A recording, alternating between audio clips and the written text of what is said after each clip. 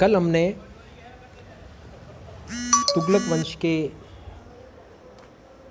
पतन के कारण पढ़े थे और उसमें हमने ये पढ़ा था कि तुगलक वंश का जो अंतिम शासक था नासिरुद्दीन महमूद शाह, जिसने 1394 से लेकर के 1412 ईस्वी तक शासन किया। उसके शासनकाल में हमने ये पढ़ा था कि 1398 ईस्वी में समरकंद के शासक तैमूर ने आक्रमण किया था, तैमूर लंग जिसको हम कहते हैं।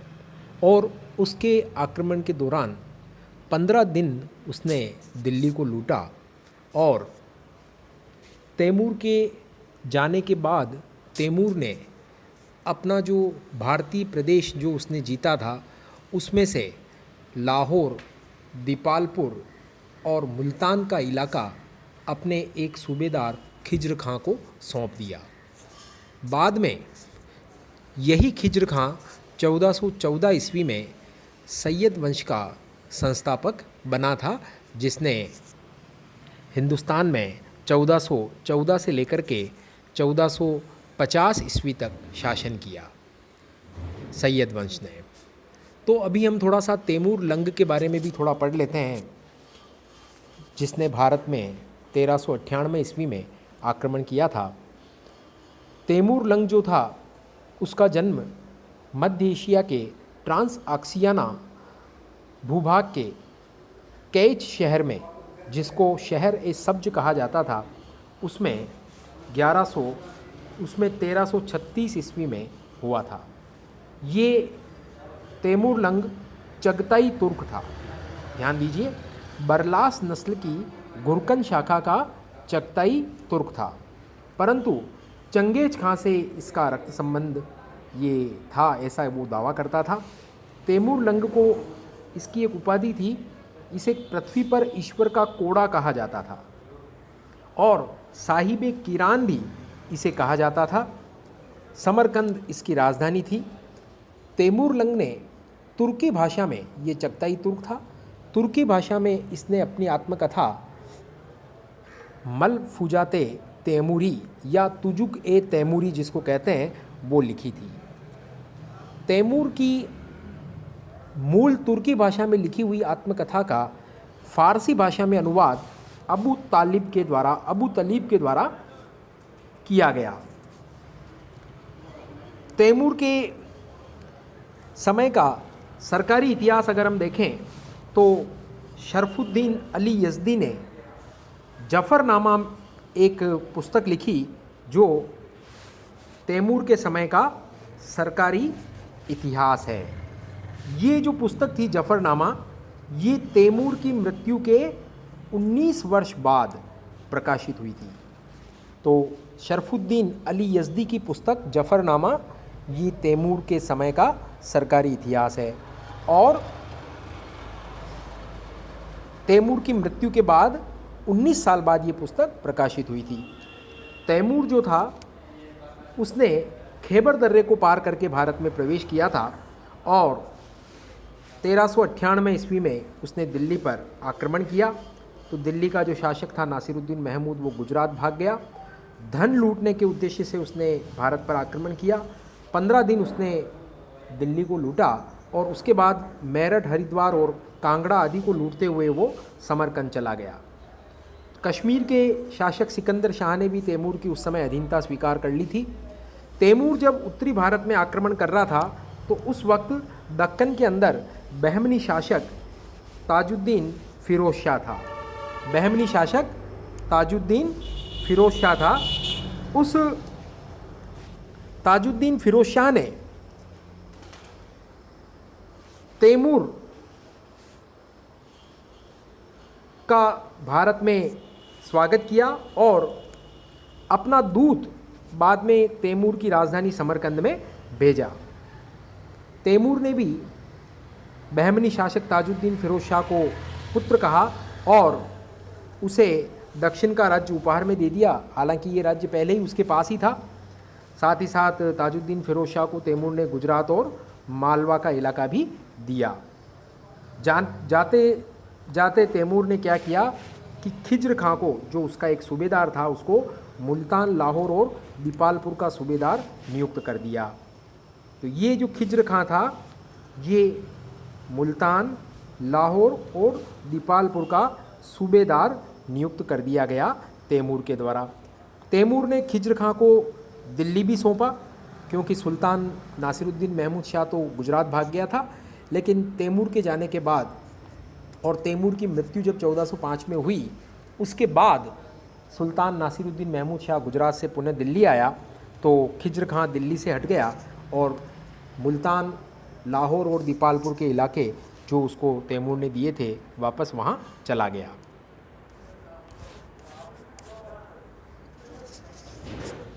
तैमूर का ही वंशज बाबर था।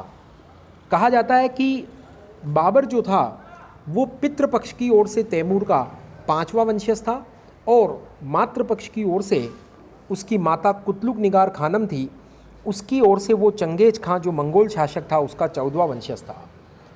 तो तैमूर ने चूंकि भारत पर आक्रमण किया था तो कई इलाके उसने जीते थे और इसी कारण तैमूर के वंशज बाबर ने भी भारत पर अपने अधिकार का दावा किया था।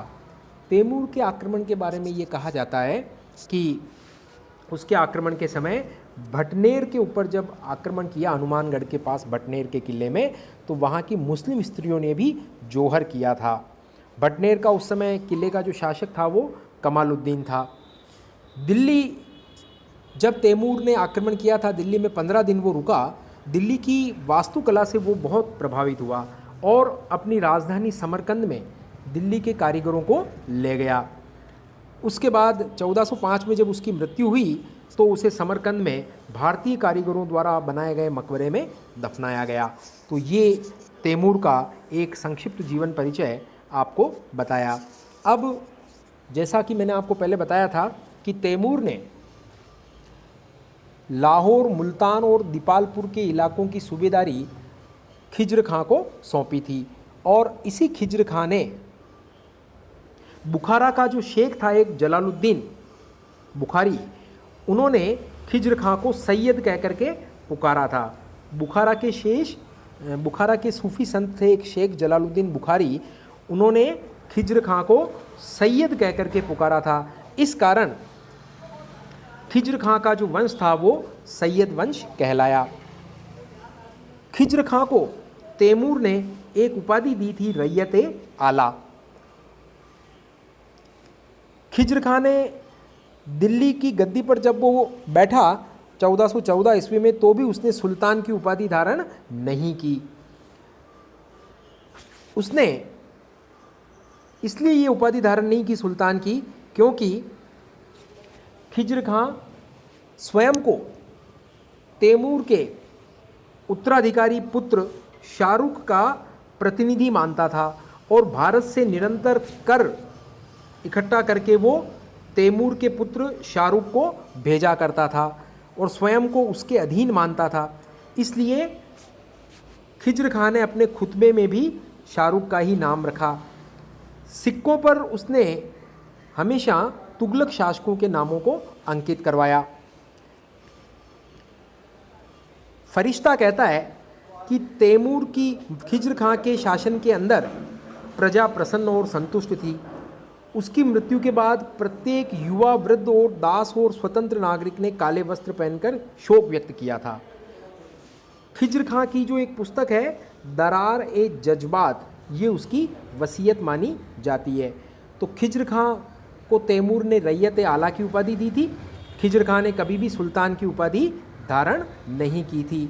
वो अपने आप को तैमूर के पुत्र शाहरुख का प्रतिनिधि ही या अधीनस्थ ही मानता था। तो खिज्र खां ने 1414 से 1421 ईस्वी तक शासन किया। खिज्र खां के बाद में उसका पुत्र मुबारक शाह वो दिल्ली की गद्दी पर बैठा। वो सैयद वंश का पहला सुल्तान था जिसने शाह की उपाधि धारण की। उसने अपने नाम का भी सिक्का चलाया और खुतबा अपने नाम का भी पढ़ा। जबकि खिज्र खां ने खुतबे में शाहरुख का नाम पढ़ा था, खुद का नाम नहीं पढ़ा था। मुबारक शाह ने खुतबे में स्वयं का नाम पढ़ा, स्वयं के नाम का उसने खुतबा पढ़ा, अपने नाम का उसने सिक्का भी चलाया मुबारक शाह ने। कुल मिलाकर मुबारक शाह ने सांकेतिक विदेशी स्वामित्व की अवधारणा को स्वीकार कर दिया। सिक्कों पर से उसने तुगलकों का नाम हटा दिया और खुद को उसने नायब ए अमीर उल मोमिनीन कहा।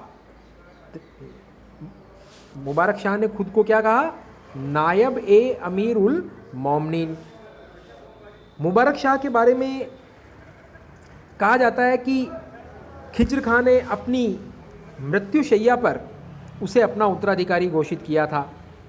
मुबारक शाह का वजीर जो था उसका नाम था मलिक सरवार उल मुल्क, जिसको मलिक सरवर भी कहते हैं। ये मलिक सरवार उल मुल्क पहले सरूप नाम का हिंदू था जो बाद में मुसलमान बन गया था, और ये मलिक सरवार उल मुल्क मुबारक शाह का वजीर था।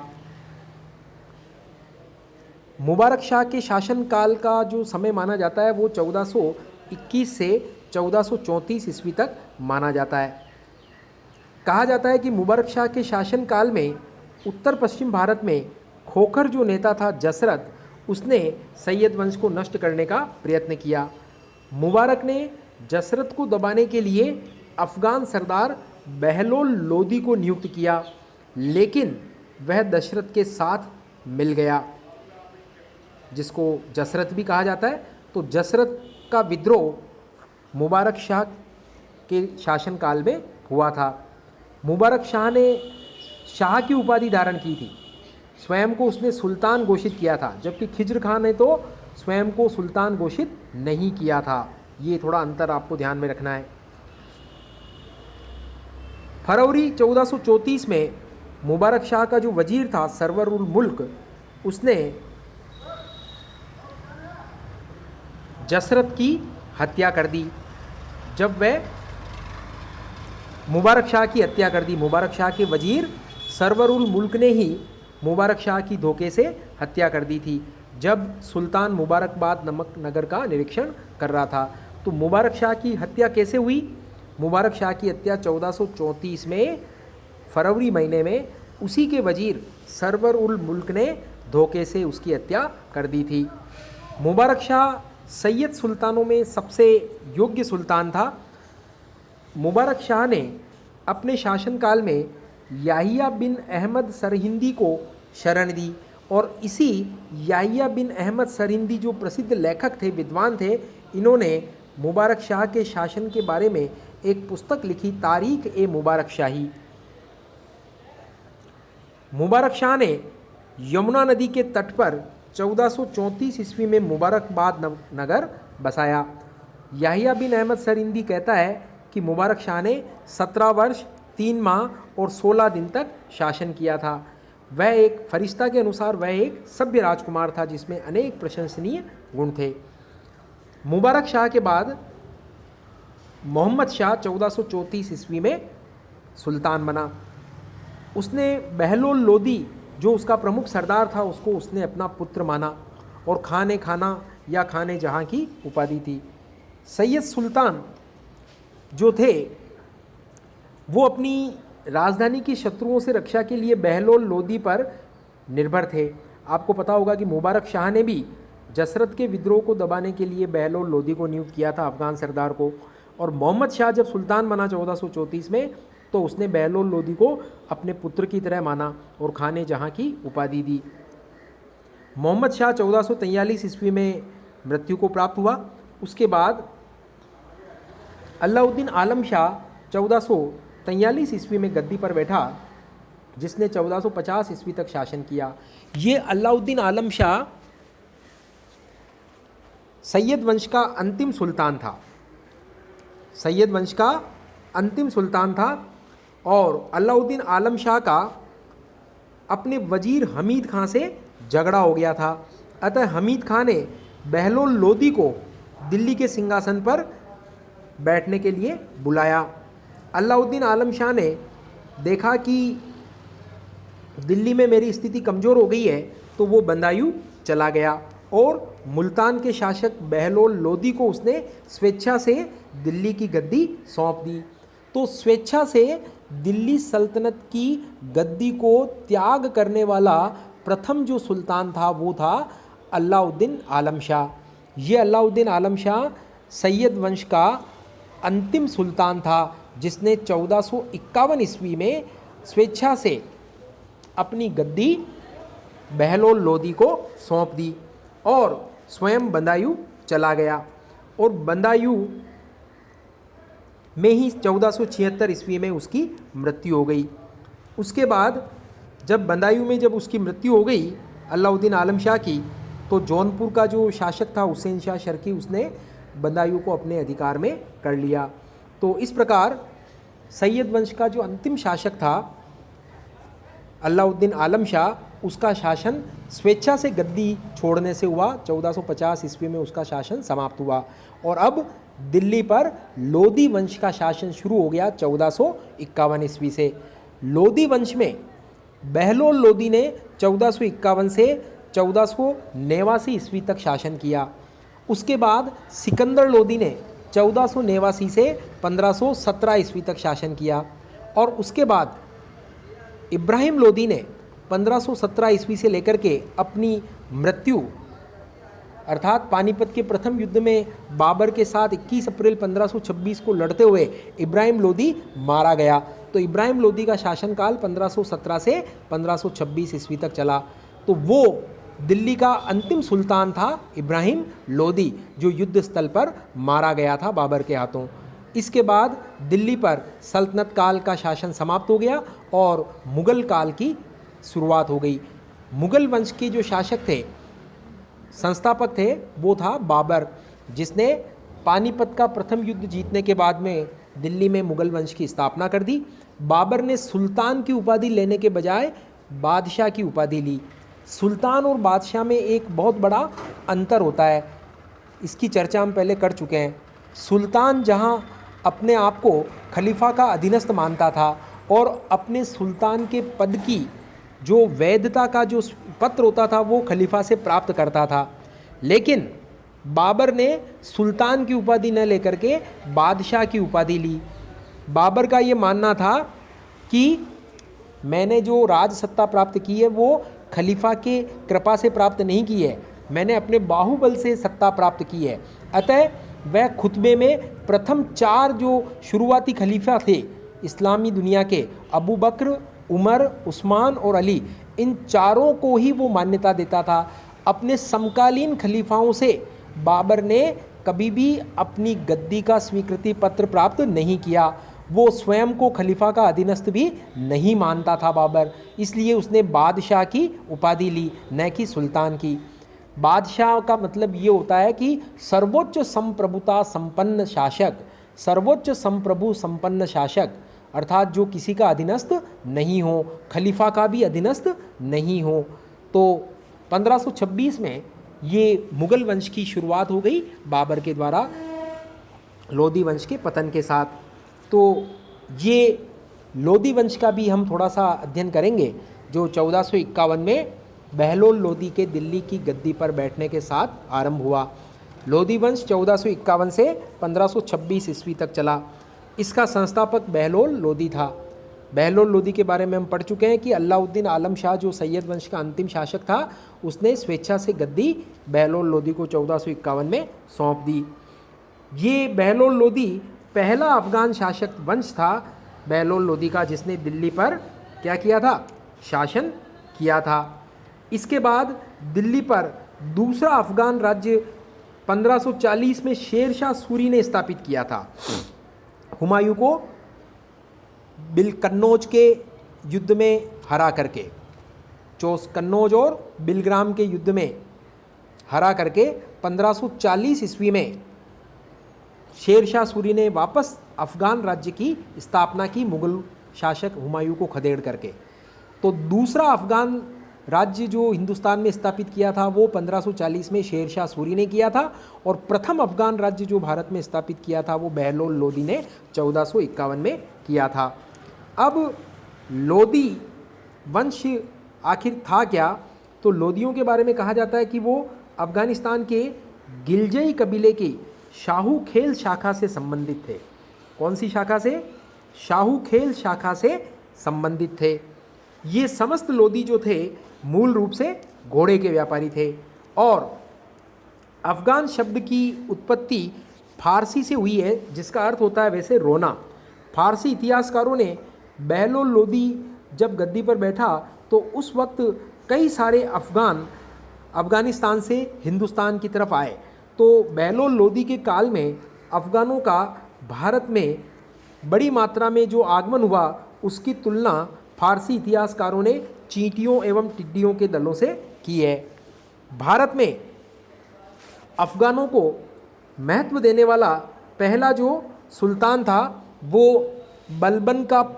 बलबन के पहले जो सुल्तान था नासिरुद्दीन महमूद शाह 1246 से 1266, उसने सबसे पहले अफ़गानों को शासन में महत्व दिया था। और सुल्तान नासिरुद्दीन महमूद शाह के काल में वो बड़ी संख्या में सेना में भर्ती किए गए थे। बलबन ने भी मेवातियों से लड़ने के लिए 3000 अफ़गानों की नियुक्ति 1260 ईस्वी में की थी। बलबन के शासनकाल में भी अफ़गानों की शक्ति और प्रभाव काफ़ी बढ़ गया था। बलबन का अफ़गानों पर गहरा विश्वास था। मोहम्मद बिन तुगलक के काल में अफ़गान इतने शक्तिशाली हो गए थे कि वे केंद्रीय सत्ता के खिलाफ विद्रोह करने लग गए थे। ऐसा मोहम्मद बिन तुगलक के काल में हो गया था कि वो केंद्रीय सत्ता के विरुद्ध भी विद्रोह करने लग गए थे। अतः मोहम्मद बिन तुगलक ने राज्य के सभी अफ़गानों को बंदी बनाने का आदेश दिया था। फिरोज़ तुगलक के समय में उसके द्वारा एक अफ़गान को बिहार का सूबेदार बनाया गया। उसके बाद दोआब का फौजदार जो था दौलत खां लोदी, वो 1412 से 1414 ईस्वी तक जब खिज्र खां गद्दी पर नहीं बैठा था, उन 2 वर्षों में उसने सच्चे अर्थों में दिल्ली पर शासन किया था दौलत खां लोदी ने। बाद में खिज्र खां के नेतृत्व में दिल्ली पर सैयद वंश की स्थापना हो गई 1414 ईस्वी में। तो खिज्र खां के शासनकाल में भी कई सारे अफ़गान जैसे सूर, नुहानी, नियाजी और लोदी जैसे अफ़गान भारत आए। खिज्र खां ने जो सैयद वंश का संस्थापक था, उसने बड़ी तादाद में अफ़गानों की भर्ती की। आर.पी. त्रिपाठी जो इतिहासकार हैं, उन्होंने लोदी साम्राज्य को संघ राज्य माना है। सभी अफ़गान स्वयं को एक समान समझते थे, इसलिए सभी अफ़गान मलिक कह कर के संबोधित किए जाते थे। अफ़गान कबीलों में समानता की भावना का बड़ा महत्व था। वहाँ पर कोई बड़ा या छोटा नहीं था, सभी अफ़गान स्वयं को एक समान समझते थे, इसलिए सभी अफ़गान क्या कहलाते थे? मलिक कहलाते थे। अब ये बहलोल लोदी, जिसका मूल नाम बल्लू था, इसकी गाजी उपाधि थी। 1451 ईस्वी में ये गद्दी पर बैठा। अलाउद्दीन आलम शाह ने इसे गद्दी सौंप दी थी।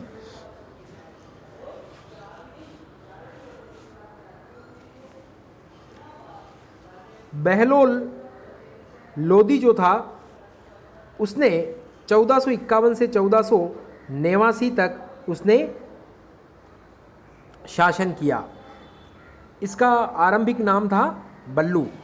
बहलोल लोदी पहले लाहौर का सूबेदार था और 1431 में वो सरहिंद का सूबेदार बना था। उसने लाहौर, दीपालपुर और मुल्तानपुर तक अपने शासन का विस्तार किया था। उसके समय में दिल्ली के सुल्तान मोहम्मद शाह से इन क्षेत्रों की उसने मान्यता भी प्राप्त कर ली थी। दिल्ली सल्तनत में सबसे लंबा कार्यकाल 38 वर्षों का बहलोल लोदी का रहा था। फरिश्ता जो इतिहासकार हैं, वो ये कहते हैं कि बहलोल लोदी का 2 बार राज्याभिषेक हुआ था। बहलोल लोदी का जो शासन था वो बिरादरी की भावना या कुल की भावना पर आधारित था। इसका मतलब ये था, तारीख़ दाऊदी का जो लेखक है अब्दुल्ला, वो ये कहता है कि बहलोल लोदी कभी भी सिंहासन पर नहीं बैठता था, बल्कि अपने सरदारों के साथ, अफ़गान सरदारों के साथ, उनके साथ कालीन पर बैठता था। वह अपने सरदारों को मसनद आली अर्थात मेरे पुत्र कहता था। यदि कोई अमीर बहलोल लोदी से रूठ जाता तो वो उसके घर जाता और कहता कि यदि तुम मुझे राजपद के योग्य नहीं समझते हो तो किसी अन्य को ये जिम्मेदारी दे दो। अब्दुल्ला जो इतिहासकार था समकालीन, वो बहलोल लोदी के बारे में कहता है कि बहलोल लोदी कहता था कि इतना काफ़ी है कि मेरा नाम राज्य के साथ संबंध है। फरिश्ता के अनुसार उसका भोजन घर में नहीं बनता था, न ही उसने शाही अस्तबल के घोड़े पर सवारी की। प्रतिदिन अमीरों में से एक ने उसे भोजन एवं घोड़ा भेजा। बहलोल लोदी ने अलाउद्दीन आलम शाह का नाम भी खुतबे में तब तक रखा जब तक कि उसने औपचारिक रूप से शासन का त्याग नहीं किया। बहलोल लोदी ने पुराना जो वजीर था हमीद खां, उसको चतराई से कैद खाने में डलवा दिया था। तो बहलोल लोदी जो था उसने अफ़गान सरदारों के साथ समानता का व्यवहार किया। सिंहासन पर नहीं बैठकर के वो उनके साथ कालीन पर ही बैठा करता था। बहलोल लोदी ने कुछ सैन्य अभियान भी किए। जौनपुर के शर्की शासक उसके प्रमुख शत्रु थे। इसके लिए उसने रोह के अफ़गानों को भारत बुलाया। रोह जो इलाका था वो पूर्वी अफ़गानिस्तान का था। वहाँ के अफ़गानों को उसने भारत बुलाया और उनको ये कहा कि वे गरीबी के कलंक से छुटकारा पावें तो भारत आ जाएं। इन रोह के अफ़गानों को वो भारत जौनपुर के शर्की शासकों से मुकाबला करने के लिए बुलाना चाहता था। बहलोल लोदी ने जब रोह के अफ़गानों को बुलवाया तो अफ़गान इतिहासकार अब्बास खां सरवानी लिखते हैं कि ये फरमान पाते ही रोह के अफ़गान टिड्डों की भांति भारत की ओर चल पड़े। उसके बाद जब ये रोह के अफ़गान भारत आ गए तो बहलोल लोदी ने जौनपुर के शर्की शासक सुल्तान हुसैन शाह शर्की के विरुद्ध अभियान किया। 1484 में उसने हुसैन शाह शर्की को हराकर जौनपुर को जीत लिया। बताया जाता है कि हुसैन शाह ने 1478 में दिल्ली पर जब एक बार आक्रमण कर दिया था तो बहलोल लोदी ने उसे हराने के लिए पूरी रात सूफी संत कुतुबुद्दीन बख्तियार काकी के मकबरे में इबादत की थी। बहलोल लोदी ने जब जौनपुर को जीत लिया 1484 ईस्वी में, हुसैन शाह शर्की को परास्त कर दिया, उसके बाद उसने अपने पुत्र बारबक शाह को जौनपुर का शासक नियुक्त कर दिया, परंतु जौनपुर का विलय उसने नहीं किया। बहलोल लोदी ने बारबक शाह को, अपने पुत्र को, जौनपुर का राजा बना दिया। बहलोल लोदी ने ग्वालियर पर भी आक्रमण किया, अंतिम आक्रमण। ग्वालियर के राजा कीर्ति सिंह, जिसको रायकरण के नाम से भी जाना जाता है, उसने 80 लाख टंका बहलोल लोदी को दिया और उसकी संप्रभुता स्वीकार कर ली। उसके बाद ग्वालियर से लौटते समय 1489 ईस्वी में उसकी मृत्यु हो गई। बहलोल लोदी ने एक सिक्का चलाया था बहलोली नाम का, जो अकबर के पहले तक उत्तर भारत के अंदर विनिमय का प्रमुख माध्यम रहा। बहलोल लोदी ने कभी भी कोई व्यक्तिगत अंगरक्षक नहीं रखा, जबकि उसका उत्तराधिकारी सिकंदर लोदी रात्रि में अपनी सुरक्षा हेतु एक विशेष अंगरक्षक रखता था। बहलोल लोदी ने एक बार एक उलेमा को यह कहकर शांत करा दिया था कि हम सभी खुदा के बंदे हैं। तो कहने का मतलब बहलोल लोदी एक योग्य अफगान शासक था। सर्वाधिक दिल्ली सल्तनत में सर्वाधिक 38 वर्ष तक शासन करने वाला ये पहला सुल्तान था। इसके बाद हमारे अगला लोदी शासक आता है सिकंदर लोदी, जिसने 1489 से 1517 ईस्वी तक शासन किया और मूल नाम जिसका निजाम खां था और गुलरुखी के नाम से वो इस उपनाम से कविताएं लिखता था। तो सिकंदर लोदी के बारे में हम कल अध्ययन करेंगे। आज हम बहलोल लोदी तक ही पढ़ेंगे। धन्यवाद।